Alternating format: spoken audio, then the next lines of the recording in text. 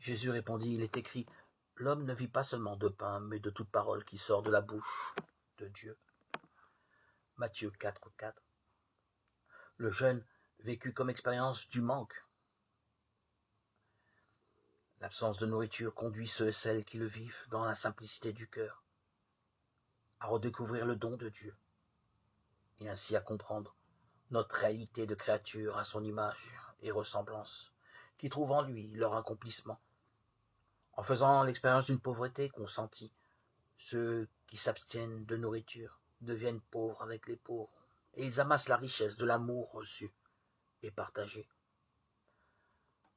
Compris et vécu de cette façon, le jeûne nous aide à aimer Dieu, à aimer notre prochain. Le jeûne n'est pas simplement une privation, une sorte de maltraitance volontaire de notre cœur. Il est une communion avec les pauvres, il oriente vers la charité. Il permet d'assimiler que l'on peut aussi se nourrir de la parole de Dieu.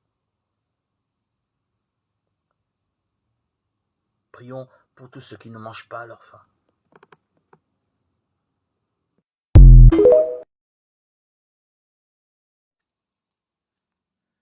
J'ai vu une porte ouverte dans le ciel, et la voix que j'avais déjà entendue, pareille au son de la trompette, me disait « Monte jusqu'ici et je te ferai voir ce qui doit arriver par la suite. » Aussitôt, je fus saisi par l'esprit.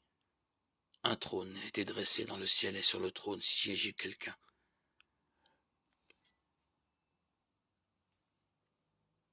Celui qui siège ainsi a l'aspect du jaspe ou de la cornaline.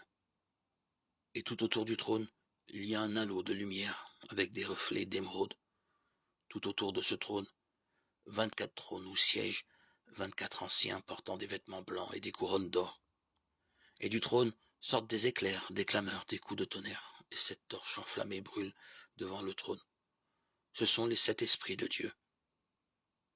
Devant le trône, il y a comme une mer aussi transparente que du cristal. En face du trône et autour de lui, 4 vivants ayant des yeux innombrables en avant et en arrière. Le premier vivant ressemble à un lion, le deuxième à un jeune taureau. La figure du troisième est comme celle d'un homme. Le quatrième ressemble à un aigle en plein vol. Les 4 vivants ont chacun 6 ailes avec des yeux innombrables au dehors et au dedans. Et ils ne cessent pas de proclamer jour et nuit, Saint, Saint, Saint, le Seigneur, le Dieu Tout-Puissant, celui qui était, qui est et qui vient. Chaque fois que les vivants rendent gloire, honneur et action de grâce à celui qui siège sur le trône, à celui qui vit pour les siècles des siècles.